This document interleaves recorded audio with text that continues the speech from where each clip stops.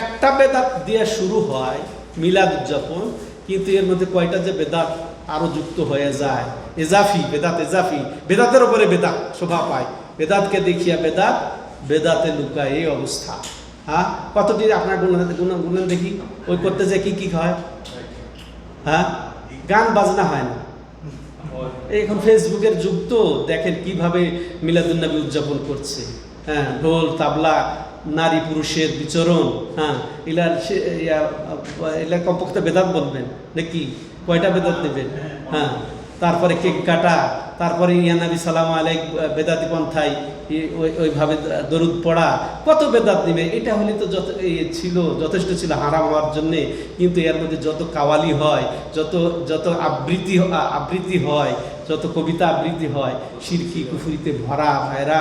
তো তারপরে রসুলের কাছে আর্তনাদ করা হয়, ফরিয়াদ করা হয়, রসুলকে বলা হয় তুমি বিপদ থেকে বাঁচাও, তুমি এই উম্মতের কত বিপদ, এইবার তো আরো কত হবে, যে উম্মত বিপদে আছে, বাঁচাও বাঁচাও ইয়া রাসূলুল্লাহ।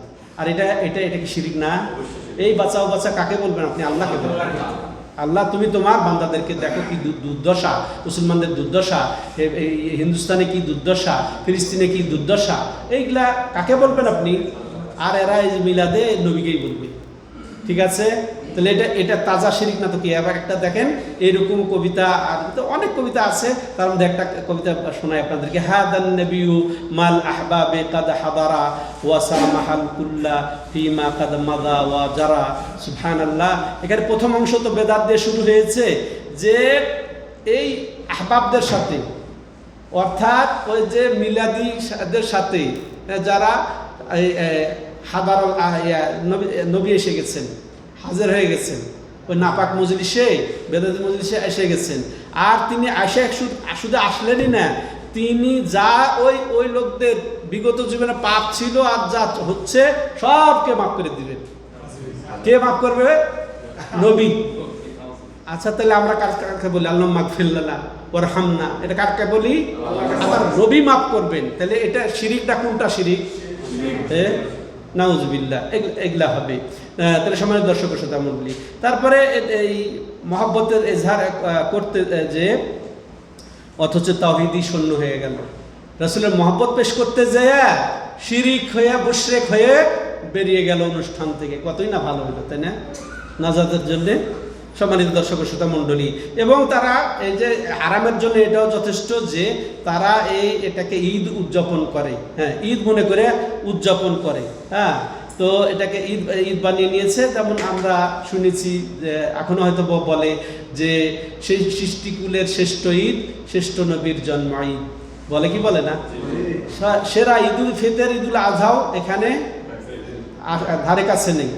ঈদুল আজহার চেয়েও এটা উত্তম, অথচ রাসূল সাল্লাল্লাহু আলাইহি ওয়াসাল্লাম রেখে গেছেন আপনার জন্য ঈদুল ফিতর এবং ঈদুল আজহা। এটা রাসূল সাল্লাল্লাহু আলাইহি ওয়াসাল্লাম মদিনায় হিজরত করে বলেছিলেন তাকে, এটা কি করছো তোমরা?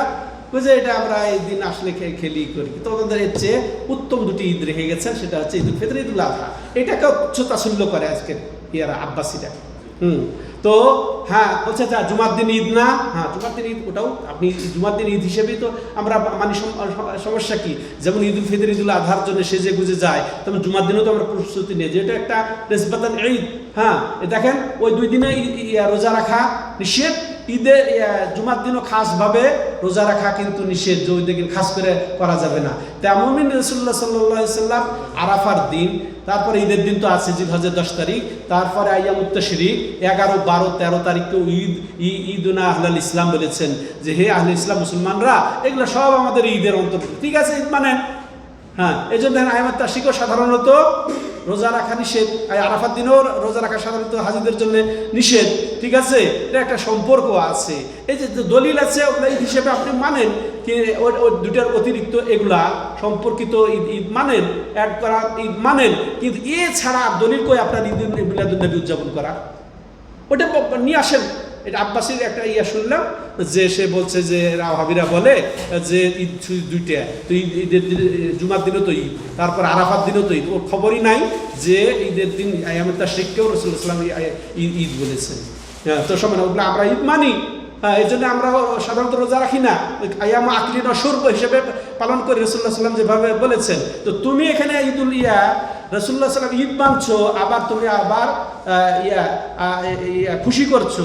আর রাসূলুল্লাহ সাল্লামের সুন্নত কি তার জন্ম তারিখে রোজা রাখা। যে রাসূলুল্লাহ সাল্লামকে সোমবার রোজার সম্পর্কে জিজ্ঞাসা করা হলে তিনি বলছেন যে এটা কোন দিন, তো তিনি বলছেন হাদা ইয়াউমুন উলিদতু ফি ওয়া বুইসতু ফি, এটা এমন দিন যে দিনে আমি জন্ম হয়েছি, যেদিন আমি নবুয়ত পেয়েছি। সম্মানিত দর্শক শ্রোতা মণ্ডলী, তাদের তো এই ঘটনা।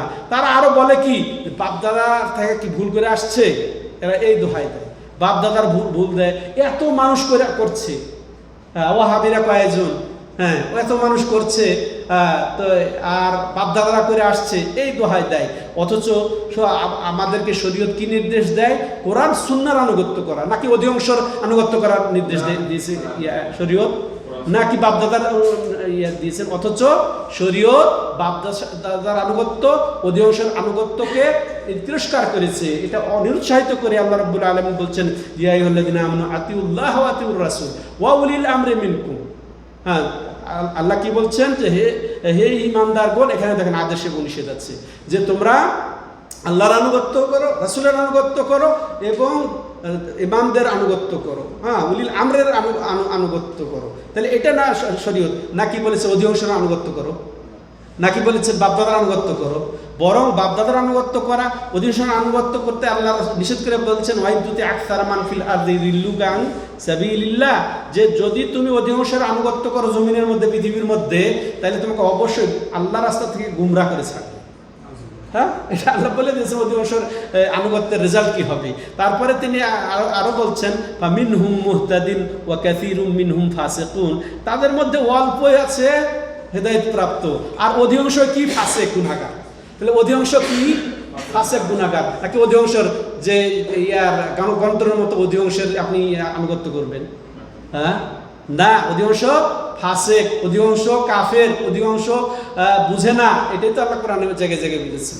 হ্যাঁ, সম্মানিত দর্শক শ্রোতা মণ্ডলী, তো এদের আল্লাহ রাব্বুল আলামিন বরং এদেরকে করেছেন। আর দেখেন বাপদাদার দোহাই দেবে, বাপদাদার সম্পর্কে আল্লাহ কি বলেছেন শুনে, সূরা আহজাবের 67 নম্বর আয়াতে আল্লাহ বলছেন ওয়াকালু রাব্বানা ইন্না আতা'না সাদাতানা ওয়া কুবারানা ফাদাল্লুনা সাবিলা, যে ওরা বলবে এই যে তখন জাহান্নামে যখন নিয়ে যাওয়া হবে, তখন হে আমাদের রব, যে আমরা তো আমাদের নেতাদের আনুগত্য করেছিলাম, বাপদাদার আনুগত্য করবেন?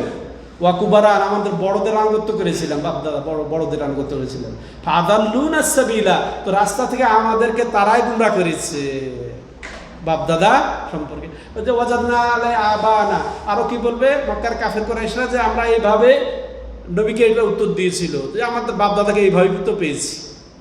তো যদি বলেন বাপদাদা থেকে মিলাদুন নবী করে আসছি, এখন ওয়াহাবিরা এসে বলছে, আলহামদুলিল্লাহ অনেক অনেক পরিবর্তন হয়ে গেছে।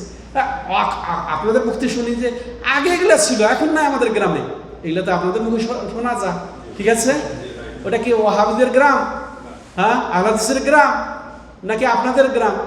দেখবেন এই ব্যবসা যে বন্ধ হয়ে যাচ্ছে, এই জন্যে আজকে ওয়াহাবিদের বদনাম, এই জন্য আহলে হাদিসের বদনাম, এই জন্য একজন আহলে হাদিসের প্রতিমন্ত্রী হলো, এটা আর হয় না, ইনি তো এখন বেদাতকে আরো একেবারে উৎখাত করে দিবে, আরো তো ভাত পাওয়া যাবে না, এটাই তাদের অবস্থা হয়ে গেছে। সামান্য দর্শক আর হয়তো না করে শেষ করতে চাই যে আসলে আজকে মুসলিম বিশ্বে কত সমস্যা, সেই সমস্যার মধ্যে যেটা দিনের সমস্যার কথাই বলবো, এমনি তো বাহ্যিক সমস্যা সেটা আমরা বুঝতেই পারছি। আল্লাহ রাব্বুল আলামিন হেফাজত করেন সার্বিকভাবে মুসলমানদেরকে, কিন্তু যে শিরক বেদাত কুফরি এগুলা দিয়ে যে ছড়িয়ে আছে, কুসংস্কার দিয়ে ছড়িয়ে আছে, কিন্তু আল্লাহ আপনাদেরকে কিন্তু দায়িত্ব দিয়ে বলছেন কুনতুম খায়রা উম্মাহ উখরিজাত লিন-নাস তা'মুরুনা বিল মা'রুফ ওয়া তানহাউনা আনিল মুনকার, তোমরাই উত্তম জাতি, তোমাদেরকে সৃষ্টি করা হয়েছে কি জন্যে?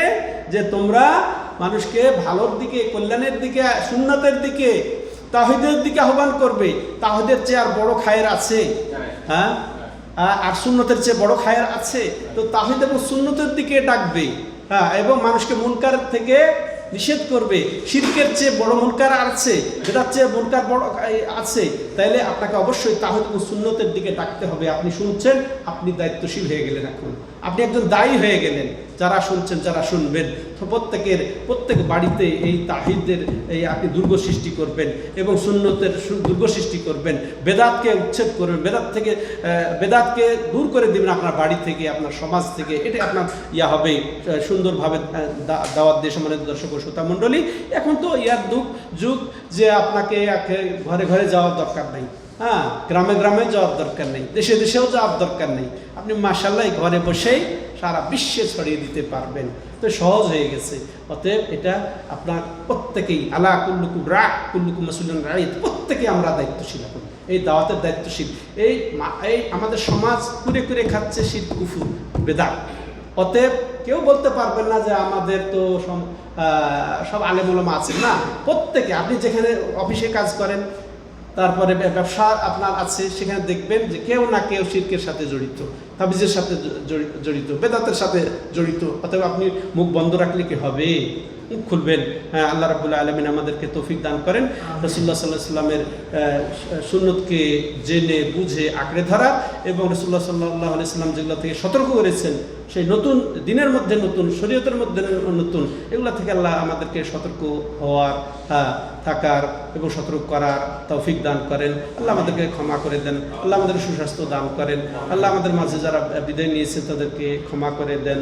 আল্লাহ আমাদের দেশকে হেফাজত করেন, সৌদি আরবকে হেফাজত করেন, যত রকমের শত্রুদের চক্রান্ত থেকে আল্লাহ রাব্বুল আলামিন আমাদের দেশ এবং সৌদি আরব এবং মুসলিম দেশগুলোকে হেফাজত করেন। এবং যারা চক্রান্ত করছে, যারা শত্রুতা করছে, আল্লাহ তুমি তাদের পরস্পরের মধ্যে তাদেরকে ব্যস্ত করে তাদেরকে ধ্বংস করে দাও, থেকে মুসলমানদেরকে নিরাপদে রাখো। আনতা ওয়ালিউনা হাসবুনাল্লাহু ওয়া নি'মাল ওয়াকিল। আল্লাহুম্মা ইন্না নাজআলুকা ফি নুহুরিহিম ওয়া নাউযু বিকা মিন শুরুরিহিম ইয়া কাবিয়্যু ইয়া আযীযু ইয়া কাবিয়্যু ইয়া মাতিন। هذا هو صلى الله على نبينا محمد وعلى آله وصحبه أجمعين. سبحانك اللهم وبحمدك أشهد أن لا إله إلا أنت أستغفرك وأتوب إليك.